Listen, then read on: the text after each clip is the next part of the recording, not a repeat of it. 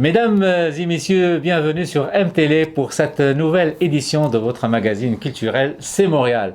Aujourd'hui, j'ai le plaisir de rencontrer pour vous Karim Akouche, qui est un poète, romancier et dramaturge. Le prétexte est beau puisqu'il s'apprête à présenter sa pièce de théâtre « Toute femme est une étoile qui pleure » et ce, à la Place des Arts, les 10, 11, 12 et 13 octobre 2013. Karim Akouche, bienvenue à notre studio de MTélé. Merci beaucoup. Alors, Karim, avant d'aborder cette pièce-là dont il est question, est-ce que tu peux te présenter à nos web spectateurs pour mieux t'apprécier? D'accord. Je m'appelle Karim Akouche, je suis né en Kabylie, en Algérie. J'ai vécu en France 7 ans et là je vis à Montréal depuis 2008. J'ai présenté la première pièce de théâtre en 2011, fin 2011, à la Place des Arts, qui a eu un franc succès. J'ai publié récemment un livre qui s'appelle « Allah aux pays enfants perdus ». Et maintenant, je présente cette pièce qui traite de la domination et la maltraitance des femmes dans le monde. Alors, je pense que c'est un sujet d'actualité. On va aborder cette actualité-là. Mais parle-nous d'abord de cette pièce-là, de quoi il s'agit, qui y joue là-dedans et comment ça va se passer. C'est une sorte de monologue. La comédienne Cristal Racine va l'interpréter toute seule sur scène, mais accompagnée de 2 musiciens qui vont jouer du jazz, de la complainte kabyle, de la musique africaine, et je dirais même de la musique du monde. Il y aura de la musique orientale, de la musique tzigane, la trans-tzigane. Donc c'est un mélange de sons et de couleurs. C'est une avalanche de mots, il y aura un peu de tout. Mais en même temps, à travers cette pièce, on pourrait faire le voyage pour découvrir la souffrance de ces femmes et pour prendre la main du spectateur et lui montrer le destin de ces femmes qui se battent de par le monde et qui souffrent. Très bien. Donc toi, tu prêtes tes mots à Cristal Racine pour lui donner une nouvelle forme. Alors, est-ce que tu n'es pas un peu jaloux de voir tes mots Au contraire, c'est une fierté. Hein, et en même temps, quand on fait jouer un comédien comme ça, c'est extraordinaire de voir. À la base, c'est un long monologue poétique. Et là, il y a des personnages derrière ce monologue. C'est pas une pièce de théâtre ordinaire, c'est très contemporain comme texte. Et là, derrière les mots, il y a des personnages. Derrière les personnages, il y a des souffrances, des vies. Il y a des destins également. Et voilà, vraiment, je suis très content de le présenter. J'espère que ça va plaire à beaucoup de monde. Donc Karim, avant de continuer, je te propose qu'on voit la bande-annonce de cette pièce que je le redis, s'intitule « Toute femme est une étoile qui pleure ».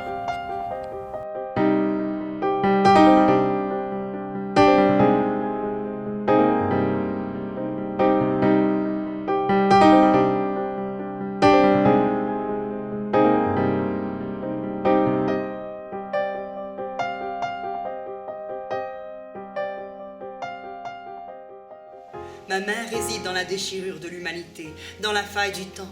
Ma mère appartient à la civilisation du silence. Elle a la cicatrice dans l'âme et la plaie dans l'histoire. Elle habite dans l'injustice éternelle. Elle habite dans la souffrance des dieux. Ma mère habite à l'ombre des saisons. Ma mère a loué un coin au pied de la religion. Ma mère est enchaînée au pied de l'homme.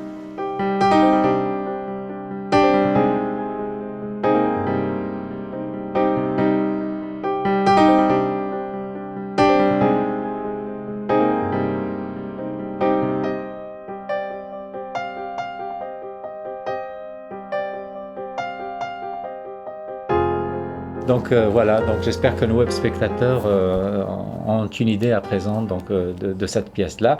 Et puis parle-nous, Karim, parle-nous un peu de Cristal Racine. C'est une comédienne C'est une comédienne et peintre également, qui détient une galerie sur Guilford et Papineau.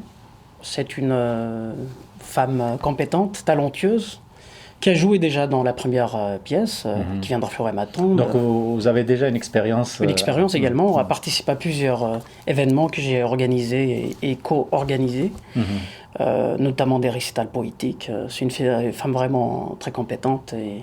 Et là, c'est elle toute seule qui va assumer le rôle de ces femmes, va se mettre dans la peau de plusieurs femmes. Une femme afghane, une femme nord-africaine, une femme une Moldave, etc., une africaine. Ok, Donc, très bien. parce que dans cette pièce, je traite beaucoup de sujets épineux qui touchent à la femme, notamment l'excision, Oui, c'est ça. le tchador, la burqa et la prostitution, plusieurs thèmes là, que j'aborde Ok. dans le thème. Donc, c'est une belle complicité avec Cristal Racine. Oui, vraiment, il y a une certaine symbiose. D'accord. Donc là, vous allez traiter, comme tu viens de le dire, donc de la femme, de la situation de la femme à travers le monde, et on voit bien qu'il n'y a pas que en islam, par exemple, que la femme est, on va dire, qui n'est pas officiellement l'égale de l'homme. On voit bien que même dans d'autres contrées, dans d'autres croyances, la femme est comme toujours inférieure. C'est dû à quoi, à ton avis? À vrai dire, je ne mets pas tout le monde dans le même sac parce que, par exemple, la lapidation des femmes, c'est horrible.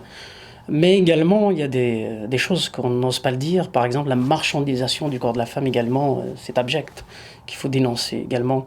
Mais je ne mets pas tout le monde dans le même sac. Oui, mais si on résume la situation, la femme est toujours victime, exactement, inférieure de l'homme. Et c'est dû Après, à quoi? c'est vrai, il ne faut pas tomber dans ce féminisme-là exacerbé. Parce que pour moi, la femme fait partie de l'homme et l'homme fait partie de la femme. Ouais. D'ailleurs, il y a un poète qui dit, Goethe, qui dit l'éternel féminin nous attire vers le haut. Et je ne me rappelle plus quel poète qui dit la chose suivante. Il dit la poésie, c'est la femme, la prose, c'est l'homme. Donc, quelque part... il y a une complémentarité. Exactement, c'est très important. C'est comme pour toi, là, les mots sont de Karim et la voix et le souffle, c'est de Cristal Racine. Donc, ça résume un peu ça. Oui, il y a des gens qui m'ont dit, voilà, on aimerait bien découvrir ta pièce. Justement, parce que cette pièce est écrite par un homme. Ils vont voir, c'est-à-dire, je me suis mis dans la peau de ces femmes pour dénoncer, voilà, cette maltraitance. Justement, on a vu récemment donc l'intrusion d'un groupe de femmes, du groupe féminin, justement à l'Assemblée nationale. Ça a fait le buzz un peu dans les médias et les réseaux sociaux. C'est aussi de la récupération du corps de la femme. Certainement. Après, voilà, chacun. Moi, je suis pour la liberté d'expression. Chacun a le droit de dire ce qu'il veut, de faire ce qu'il veut également. Mais j'aimerais pas que mon texte, que je trouve poétique, soit catalogué dans un registre féministe ou antiféministe ou libertaire ou libertin. On va le mettre dans le cadre humain. Humain, exactement. C'est-à-dire dénoncer ça, ce n'est pas être libertaire ou engagé, c'est être censé humain. Parce que je dénonce c'est la souffrance de ces femmes, le destin de ces femmes et le sort réservé à ces femmes que je trouve injuste. Donc mon rôle à moi, c'est de le dire, mais au-delà du prêche, parce que c'est pas un prêche, il n'y a pas d'emphase dans ce texte, c'est les mots, c'est cette avalanche de mots, c'est l'esthétique, c'est la façon comment j'ai écrit le texte. Exactement. Et la mise en scène, c'est ça qui m'intéresse. Exactement, oui. Moi je suis témoin aussi, parce que la première fois que je t'ai découvert, Karim, c'était à Dar al-Maghrib, dans le cadre du regroupement des auteurs, l'Arakma, donc des auteurs maghrébins, canado-marocains. Et j'étais très touché par ta lecture donc, de ton recueil, d'ailleurs à tel point qu'il y avait des larmes dans la salle. Alors justement, tu fais très attention non seulement au mot lui-même, mais à tout ce qui entoure le mot, donc la respiration, le regard, le silence, comment dire, le fait d'insister sur le dernier mot, sur la dernière lettre, tout ça.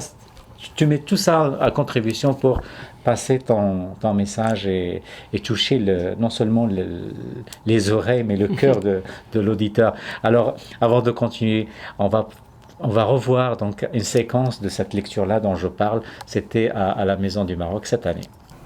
Elle faisait des thés avec des feuilles de néflier, des fleurs de citronnier et des pousses sauvages. Elle faisait des galettes avec des glands, avec des racines, avec des écorces, avec le sel de sa sueur.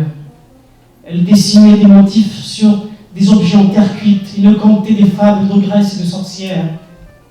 Avec un peigne denté, elle se brossait la tignasse qu'il avait à l'eau de roche et au savon de Marseille. Elle nouait un pain de couleur des champs autour des hanches et elle accrochait une broche à son sein qui allaitait les misères. Ma mère était une lavandière qui saurait les tuniques de mon père dans les rivières croupissantes. Ma mère était une muletière qui cueillait des fagots de bois des forêts hantées. Ma mère était une mécanique qui avait une main sur le feu, l'autre dans l'eau, un pied dans la terre et l'autre dans le ciel. Ma mère était belle et racée, triste comme un poème, brave comme la poussière, douce comme une divinité qui boite. Ma mère réside dans les déchirures de l'humanité, dans la faille du temps. Ma mère appartient à la civilisation du silence. Elle a la cicatrice dans l'âme et la paix dans l'histoire. Elle habite dans l'injustice éternelle. Elle habite dans la souffrance des dieux. Ma mère habite à l'ombre des saisons. Ma mère a loué un coin au pied des traditions. Ma mère est enchaînée au pied de l'homme. Merci. Donc voilà, c'est vraiment une très, très belle lecture et j'en garde un bon souvenir, Karim. Merci. Alors on reprend. Là, on t'a vu sur des médias à gauche et à droite, il y en a des gens qui ont critiqué que c'est pas le fait que tu sois, par exemple, anti-charte ou pro-charte, mais le fait que tu sois aussi tranché dans ton opinion. Alors, est-ce qu'on peut mener ce débat-là sans être complètement d'un bord ou d'un autre? À 100%, je veux dire. Exactement. Moi, je suis pas pour les visions manichéennes, c'est-à-dire des sujets politiques, parce que c'est très dangereux. Mais non, on est dans la société. Exactement. Dans le bon mais vivre. moi, j'ai remarqué dès le départ déjà des intellectuels et des politiques qui n'ont même pas lu la charte, l'ont dénoncé à l'avance. C'est ça qui m'a choqué. Avant sa parution. Après, j'ai compris, c'est un combat idéologie contre idéologie. Je me suis dit, l'idéologie qui serait plus proche de moi, c'est l'idéologie de la laïcité. Parce que j'ai vécu, c'est ta référence. J'ai vécu le terrorisme en Algérie. Il y a même un parti politique kabyle qui s'appelle RCD, Rassemblement pour la culture et la démocratie, qui a prôné la laïcité en Algérie et la démocratie. On l'a accusé d'être séparatiste, d'être en décalage avec la réalité algérienne. Et même ces islamistes-là ont réussi à rebaptiser le parti qui était Rassemblement pour la culture et la démocratie, en rassemblement contre Dieu.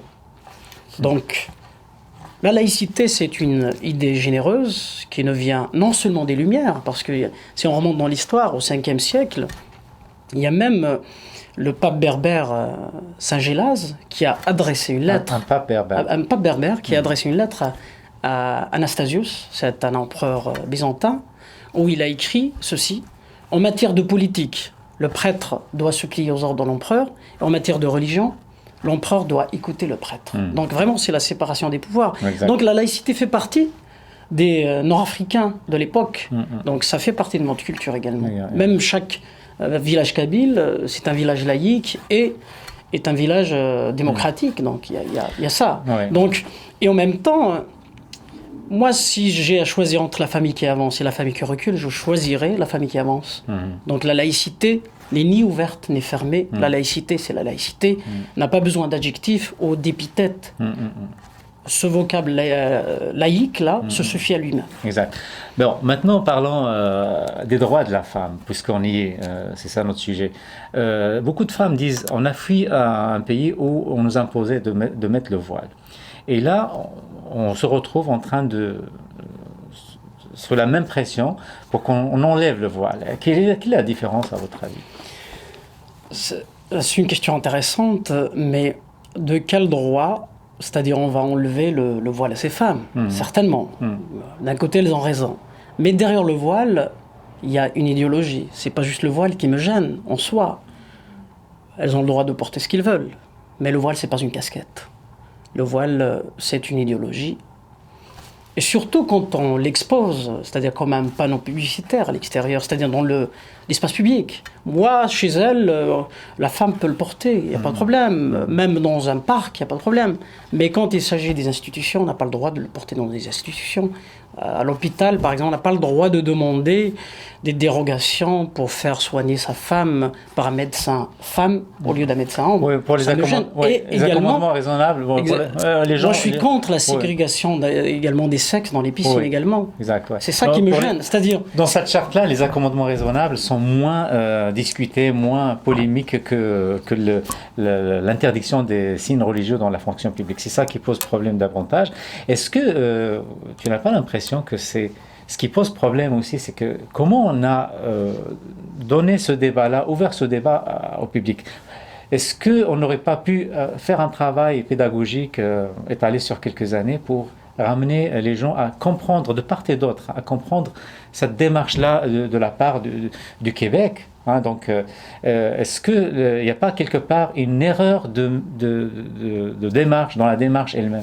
Peut-être il y a erreur dans la façon comment a été exposé le projet, peut-être.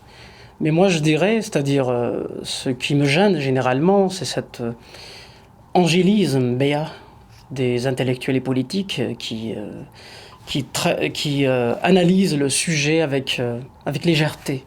Parce que le sujet est très compliqué, très complexe. Il faut l'aborder de manière même scientifique.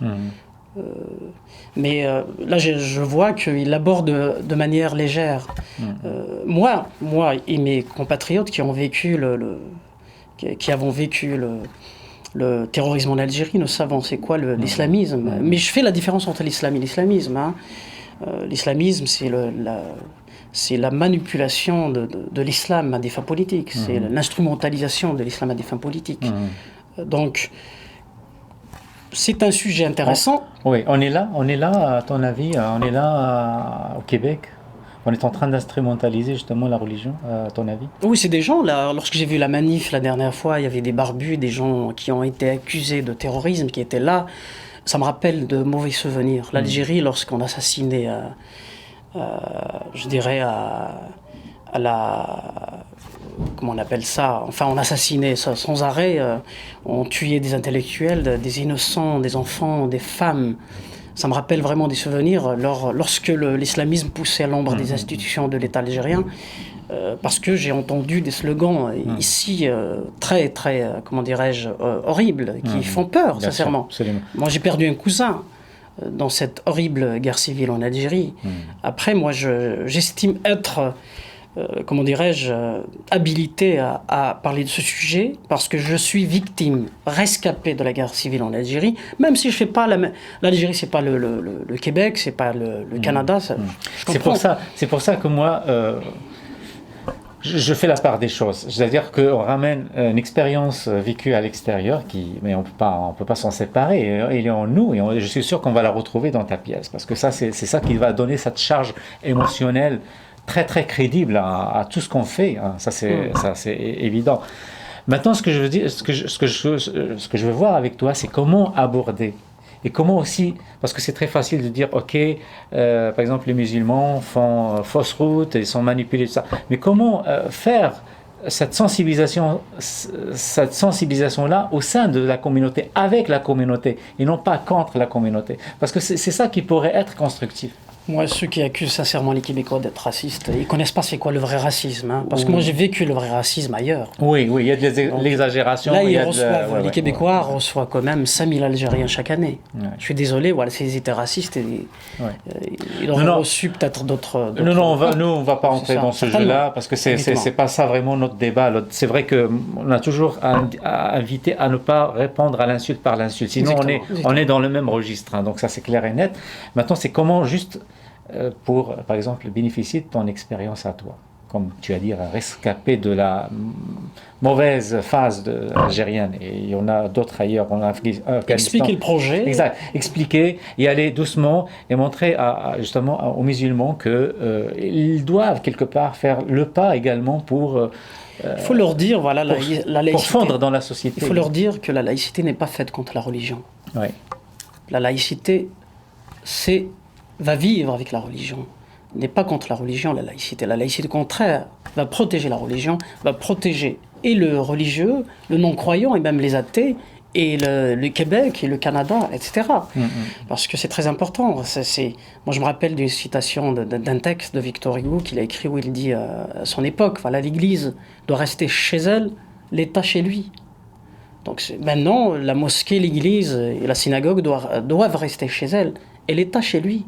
Je ne vois pas où est le problème. Il ne faut pas qu'il y ait une concurrence entre les religions. Certainement. Donc la laïcité, c'est une idée généreuse qu'il faut admettre. C'est vrai, je comprends, parce que les gens ne connaissent pas c'est-à-dire le sens de... parce qu'au même temps, mal définir les choses, comme dirait Camus, c'est rajouter du mal au monde. Exact. Donc il faut bien définir la laïcité, c'est quoi. D'ailleurs, il y a même des gens qui m'ont dit, des Québécois, entre guillemets pur laine, qui m'ont dit, Karim, dit catholique, m'ont dit, Karim, là, vous êtes contre la religion catholique. Je leur dis non. La laïcité n'est pas... C'est la séparation des pouvoirs. C'est évacuer l'espace public de la religion. C'est la foi. On est pour la foi. Moi, je ne suis pas contre la foi. Au contraire, les gens qui ont la foi, la vraie foi, je les respecte. Parce que c'est le rapport transcendantal qu'ils ont avec Dieu. Oui, exact. Enfin, je les respecte. Tout à fait. Alors, maintenant, est-ce que tu as l'impression que ta pièce va contribuer à ce débat-là, justement à attirer le regard vers la souffrance de la femme, à l'émancipation de la femme? Quel apport aura ta pièce par rapport au spectateur qui va y aller? D'ailleurs, je suis pour la charte pour 2 raisons. Pour la laïcité et pour l'égalité entre les hommes et les femmes, qui n'est pas négociable. On ne peut pas négocier, c'est-à-dire l'égalité entre les hommes et les femmes. Donc, d'où cette pièce de théâtre qui me tient à cœur. J'espère que les spectateurs vont découvrir un texte original, une richesse du vocabulaire utilisé, une richesse émotionnelle également, et une mise en scène qui sort de l'ordinaire, une pièce contemporaine qui éventuellement les ferait réfléchir. J'aimerais bien que ceux qui sont contre la laïcité viennent également pour voir, leur montrer ces tableaux noirs tristes de ces femmes-là qui souffrent de par le monde, ces femmes reniées, voilées de force, violées, excisées, ces femmes vendues aux marchands du sexe également. Alors, merci beaucoup Karim. Merci. Ça me fait plaisir de débattre avec toi de ce sujet qui est très délicat et très sensible, surtout dans le contexte actuel. Alors, avant de nous quitter, j'aimerais vous rappeler les dates de la présentation de la pièce de Karim. Donc, Toute femme est une étoile qui pleure. Alors, ça sera les 10, 11 et 12 octobre 2013 à 20h. Et puis, exceptionnellement, le 13 octobre 2013 à 15h. Ça se passe au théâtre, plutôt au studio théâtre à la Place des Arts. Et donc, les réservations sont ouvertes. Avant de nous quitter, j'aimerais te demander, Karim, si c'est possible, de nous présenter un extrait de cette pièce. Avec plaisir. J'atterris dans ce monde viril, gratifié d'une fente entre mes jambes de paupières en chair, gâchant la répaille de mes dieux, de mes saints, de mes diables, de mes prophètes. Tel un poil d'une bête décharnée tombée dans la marmite, j'ai gâté le bouillon des coutumes ancestrales. Comme une pelure d'un ennui avarié, on m'a jeté d'emblée au rebut, car j'étais la malédiction, le sort troué, la faille de la conscience collective, l'écharde sous l'angle du père, l'épine crevant le talon de la mère. Et je pleurais, pendant que leurs yeux, injectés de sang, refusant de m'admirer, tentèrent de quitter leur orbite. Et je sanglotais à chaque fois qu'ils balbutièrent des mots incantatoires et des versets diaboliques. Et pour cause, hommes de mes entrailles, leurs convives ne mangeraient pas du couscous, fruit sec qu'on a préparé en leur honneur. Et les derviches n'exécuteraient pas leur transe. Et les percussionnistes ne brutaliseraient pas leur tambour. Et moi, la figurine en chair humaine, chétive, les paupières encore collées, les poings crispés, je n'avais pas le droit au henné, au you-you, à la délectation des mamelles. Si j'étais un garçon,